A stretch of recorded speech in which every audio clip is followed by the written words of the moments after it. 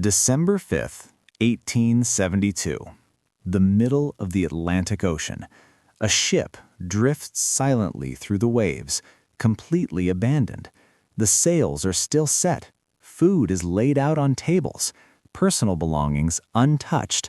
But there's no one on board. Not a single soul. This is the Mary Celeste, and what happened here remains one of the greatest maritime mysteries of all time. No signs of struggle, no signs of violence, no bodies. 10 people vanished into thin air. What could make an entire crew abandon a perfectly seaworthy ship in the middle of the ocean? Where did they go? And why did they leave behind everything, including their most precious possessions? Today, we're diving deep into the mystery that has baffled investigators for over 150 years. This is the true story of the Mary Celeste ghost ship. Let me set the scene for you. The Mary Celeste was a merchant brigantine, about 100 feet long. Nothing fancy, but solid and reliable. In November 1872, she set sail from New York Harbor, heading to Genoa, Italy, with a cargo of 1,701 barrels of commercial alcohol. The captain was Benjamin Briggs, an experienced and respected seaman. 37 years old, deeply religious, known for running a tight ship. This wasn't his first rodeo. He'd been sailing for years and had an impeccable reputation. But this voyage was special. Captain Briggs brought his wife, Sarah, and their 2-year-old daughter, Sophia. They were going to make this journey together as a family. Along with them were 7 experienced crew members, 10 people in total. The Mary Celeste departed on November 7th, 1872. The weather was decent, the ship was in good condition, everything seemed normal. Captain Briggs even wrote to his mother before leaving, saying he had confidence in the crew and the ship. The last confirmed sighting of everyone alive was as they sailed past New York. After that, the Mary Celeste continued east across the Atlantic, and then silence. For nearly a month, the ship sailed on, but something happened during that voyage, something that would turn this ordinary merchant vessel into one of history's most haunting enigmas. Fast forward to December 4th, 1872.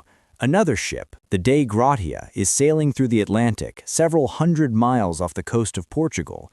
The captain, David Morehouse, spots a vessel in the distance. It's moving erratically, zigzagging through the water. As they get closer, Morehouse realizes something is very wrong. The ship isn't responding to signals, it's just drifting. He orders his crew to investigate. When they board the Mary Celeste, what they find is absolutely chilling. The ship is completely deserted, not a person in sight. But here's what makes it so disturbing. Everything else is almost perfectly intact. The cargo? Still there. All 1,701 barrels, mostly undamaged. The crew's personal belongings? Untouched. Clothes neatly folded, pipes still filled with tobacco, sewing equipment left out as if someone was in the middle of using it. In the captain's cabin, they found his logbook. The last entry was dated November 25th, 9 days earlier. It was a routine entry, noting their position. Nothing unusual, nothing alarming. The ship had taken on some water, about 3.5 feet in the hold, but nothing catastrophic. The pumps were working, the hull was sound. This ship was absolutely seaworthy. But there were some strange details. The ship's lifeboat was missing. One of the railings was broken, as if the lifeboat had been launched in a hurry. Several hatches were open. And, most mysteriously, the ship's navigation instruments, the sextant and marine chronometer, were gone. The crew of the Dei Gratia searched every inch of the ship. No bodies, no blood, no signs of violence or struggle. It was as if everyone had just vanished. Captain Morehouse made a decision. He put a skeleton crew on board the Mary Celeste and sailed both ships to Gibraltar, the nearest port. Little did he know, This discovery was about to spark one of the greatest mysteries in maritime history. When the Mary Celeste arrived in Gibraltar, British authorities immediately launched an investigation. They needed answers. How does an entire crew disappear from a perfectly good ship? The official inquiry lasted 3 months. Investigators examined every detail, interviewed the crew of the Dei Gratia, analyzed the ship's condition, but they couldn't reach a definitive conclusion. The theories started flying almost immediately, and over the past 150 years, dozens more have emerged. Let me walk you through the main ones. Theory 1. Piracy or mutiny. At first, some suspected foul play. Maybe pirates attacked. But nothing was stolen. The cargo was valuable. The personal items were there. Pirates would have taken something. And there was no blood, no signs of struggle. This theory didn't hold up. What about mutiny? Maybe the crew killed the captain and his family. But again, no evidence of violence, and the crew had good reputations. Captain Briggs chose them carefully. Plus, if there was a mutiny, why would the mutineers abandon a perfectly good ship? Theory 2. A natural disaster. Some suggested a waterspout or a sudden storm frightened everyone into abandoning ship. But the weather logs from other ships in the area showed relatively calm conditions, and experienced sailors like Captain Briggs wouldn't panic and abandon ship unless there was an immediate, life-threatening emergency. Theory 3. Seaquake. This is interesting. Some researchers believe an underwater earthquake could have shaken the ship violently, making the crew think it was breaking apart. In their panic, they abandoned ship, only to realize too late that the vessel was actually fine. But there's no record of seismic activity in that area at that time. Theory 4. Alcohol fumes. Remember, the ship was carrying 1,701 barrels of commercial alcohol. 9 of those barrels were found empty when the ship was discovered. Some experts believe the fumes from the alcohol could have created a dangerous situation. Maybe there was a fear of explosion, or maybe some fumes leaked, making the captain order an evacuation as a precaution. This theory is actually one of the most credible. Captain Briggs was known to be cautious. If he suspected the cargo might explode, he might have ordered everyone into the lifeboat temporarily, planning to return once things were safe. But if the lifeboat became separated from the ship, they'd be lost at sea. Theory 5. The Bermuda Triangle effect. Okay, I have to mention this one. Some people claim the Mary Celeste was affected by some kind of supernatural force or anomaly. But let's be real. The ship wasn't even near the Bermuda Triangle. It was off the coast of Portugal. Still, the mystery has captured the imagination of paranormal enthusiasts for decades. Theory 6. The captain made a fatal mistake. This is perhaps the most tragic theory. Some experts believe Captain Briggs made an error of judgment. Perhaps he thought the ship was in more danger than it actually was, ordered everyone into the lifeboat temporarily, planning to return once things were safe. But if the lifeboat became separated from the ship, they'd be lost at sea. The heartbreaking truth is that if this theory is correct, Captain Briggs's caution may have been what doomed his family and crew. Now, here's where things get even more interesting. Remember Captain Morehouse and his crew from the Dei Gratia? They claimed salvage rights to the Mary Celeste. According to maritime law, if you rescue an abandoned ship, you're entitled to a significant portion of its value. The salvage hearing in Gibraltar became controversial. The Attorney General, Frederick Solly Flood, was deeply suspicious. He thought maybe the crew of the Dei Gratia was involved in the disappearance. Maybe it was all an elaborate insurance fraud scheme? He examined the ship thoroughly, looking for evidence of foul play. At one point, he thought he found blood stains on the deck and on a sword found in the captain's cabin. He was convinced there had been violence.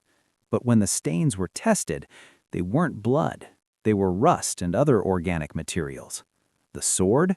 It was decorative, belonging to Captain Briggs, who was known to be a man of peace. Eventually, the court awarded salvage rights to the Dei Grazia crew, but only about 1/6 of the ship's value, much less than typical. The suspicion lingered, even though there was no evidence of wrongdoing. The controversy added another layer to the mystery. Some people still believe there was a conspiracy, but most historians and maritime experts think the Dei Grazia crew simply stumbled upon an already abandoned ship. The real question remained unanswered. What happened to Captain Briggs, his family, and his crew? So what happened to the Mary Celeste after it was found? The ship was returned to service. It changed hands several times over the next decade, but it seemed cursed. Every owner had bad luck with it. Accidents, financial losses, disasters. Finally, in 1885, 13 years after the mysterious abandonment, the Mary Celeste met its end. Its final captain deliberately ran it aground off the coast of Haiti in an attempt to commit insurance fraud. The ship was wrecked, and the scheme failed. The captain was ruined, but at least the Mary Celeste's troubled story finally came to an end. As for Captain Briggs, his wife Sarah, their daughter Sophia, and the 7 crew members, they were never found. No bodies, no wreckage from the lifeboat, no trace. They simply disappeared into the Atlantic Ocean, taking the truth with them. The Mary Celeste mystery has inspired countless books, movies, documentaries, and theories. It's been called the greatest maritime mystery of all time. Even Sir Arthur Conan Doyle, the creator of Sherlock Holmes, wrote a fictional story about it, which ironically added to the myths and misconceptions surrounding the case. Modern researchers continue to study the case. In 2002, a documentary team conducted experiments with a replica of the Mary Celeste's cargo hold. They discovered that the type of alcohol being transported could produce fumes that might cause a brief, smokeless explosion. Not enough to destroy the ship, but enough to scare a captain into ordering an evacuation. This theory seems to align with the evidence. Captain Briggs, being cautious and having his family on board, might have ordered everyone into the lifeboat after seeing or suspecting a problem with the cargo. Maybe he planned to wait and return, but the ship drifted away faster than expected, or the lifeboat was damaged, or a storm came up. We'll probably never know for certain. The Mary Celeste remains one of history's most compelling unsolved mysteries. A perfectly seaworthy ship abandoned in the middle of the ocean. 10 people vanished without a trace. No violence, no clear explanation, just gone. What makes this case so haunting is how ordinary it started. A routine cargo run, an experienced captain with his family, good weather. Everything should have been fine, but somewhere out there in the Atlantic, something went wrong. Maybe it was a moment of panic, maybe a miscalculation, maybe something we still don't understand. Whatever it was, it took 10 lives and left behind a ghost ship that has captivated the world for over 150 years. The Mary Celeste reminds us that even in our modern age, the ocean holds secrets. There are mysteries that may never be solved, and sometimes the most terrifying stories are the ones that are real. What do you think happened? Do you believe it was the alcohol fumes, a tragic error in judgment, or something else entirely? Let me know in the comments below. If you enjoyed this deep dive into one of history's greatest mysteries, make sure to like this video and subscribe to Crazy But True for more incredible true stories. Hit that notification bell so you don't miss our next video. Thanks for watching, and remember, sometimes truth really is stranger than fiction.